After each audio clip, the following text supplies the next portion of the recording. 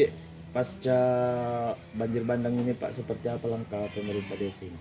Ya, kami di Bone Lemoni sekarang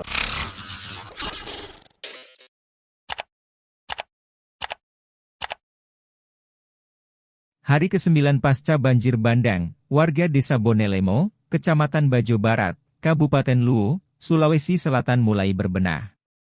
Setelah menetapkan 5 hari masa tanggap darurat, warga kini berfokus pada rekonstruksi dan pemulihan rumah warga terdampak. Kami di Bonelomo, sekarang lagi masa masuk fase rekonstruksi setelah masa tanggap darurat yang kami tetapkan 5 hari, ujar Kepala Desa Bonelemo, Andi Baso, Sabtu, 11 Mei 2024. Kata Baso, sebanyak 8 rumah hanyut tersapu banjir bandang di Dusun Benteng Datu. Sehingga warganya kini mulai mempersiapkan bahan bangunan untuk membangun rumah baru. Ya, pasca banjir bandang ini Pak, seperti apa langkah pemerintah desa ini?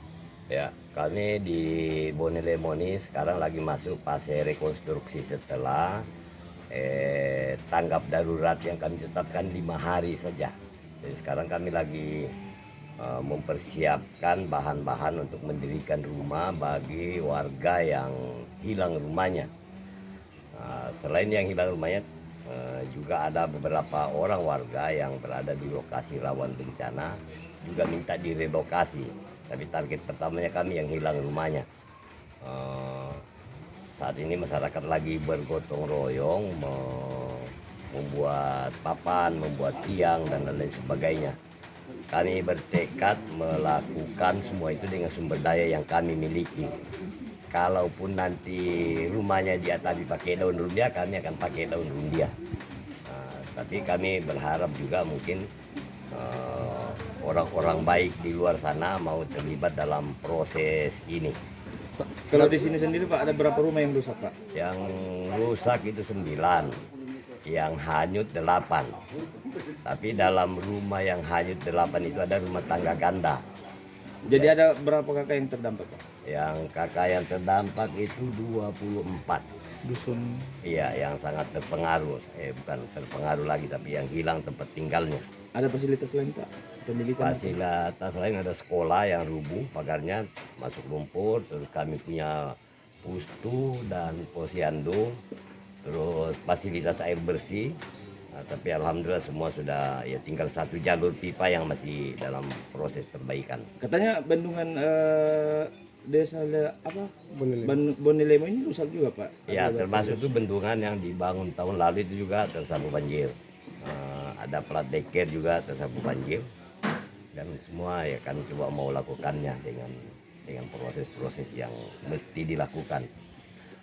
Prinsip kami dalam bekerja di sini, karena kami di sini adalah bagian dari masyarakat adat Indonesia, kami lebih mengutamakan kearifan lokal. Ya, nenek kita berpesan kalau ada temannya yang lagi sakit, yang lagi luka harus sana tuh didumbangi ke kita ini mai ke bangke di baliangan bangkena. Nah, ini semua kita coba lakukan secara bersama-sama. Bahu membahu gitu. Iya, bahu membahu. Pak, dengan ini kan selain intensitas hujan, dengan adanya perusahaan, apakah ada indikasi keberadaan perusahaan ini berdampak ke bencana ini, Pak? Kalau dilihat dari sejarahnya. Kalau di kami di sini, karena kami punya leluhur itu menceritakan secara turun-temurun bahwa ada pernah terjadi banjir bandang beberapa kali di desanya di sungai ini, dan itu melahirkan korban yang banyak. Makanya protesnya kami terhadap hulu tidak diganggu saja, itu bisa melahirkan masalah seperti ini, apalagi seandainya ke depannya semakin terganggu. Jadi ini menurut saya perlu kita semua bisa mendudukannya baik-baik, apa keuntungannya kalau ini dilakukan, apa kerugian yang akan kita dapatkan. Kami disampaikan oleh leluhur bahwa tidak bisa itu orang serakah ditemani.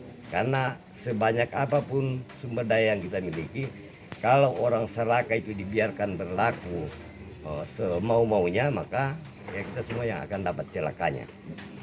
Begitu pesan-pesan dari kami punya leluhur. Harapan Ini sistem pengelolaan bencana di tingkat kabupaten Ini harus betul-betul bisa dilakukan dengan baik agar kita bisa menghindari korban yang tidak perlu. Harusnya orang semua selamat. Kalau katakanlah sistem komunikasi bencana ini dilakukan dengan benar, maka kerugian itu bisa diminimalkan. Nah, sayangnya proses membangun sistem komunikasi bencana ini ya terus kami dorong dari tingkat desa ke atas ini belum bisa. Seperti apa itu Pak? Misalnya kan kalau dulu di Latimojong ada retakan, orang Latimojong datang menyampaikan ke orang-orang tua di sini bahwa hati-hati di atas ada retakan. Nah, hari ini kita tidak menemukan itu lagi karena teknologi. Nah, tapi kalau kita bisa bangun sistem peringatan dini lewat membangun sistem komunikasi, maka itu bisa menghindarkan lebih banyak korban. Kalau misalnya terjadi penyumbatan tutup botol di daerah Kadundung sana, itu air sampai di Bonelemo ini paling cepat 30 menit. Itu paling cepat. Artinya ada kesempatan kita untuk menyelamatkan diri, menyelamatkan barang-barang berharga dan lain sebagainya. Kalau ini bisa terbangun, apalagi Belopa mungkin kejadian longsor misalnya di Kadundung itu sejam paling cepat baru air sampai di sana. Artinya ada begitu banyak waktu yang terbuang hanya karena sistem komunikasi tidak bisa dihadirkan dan orang sana bisa selamat. Download Tribun X sekarang, menghadirkan lokal menjadi Indonesia.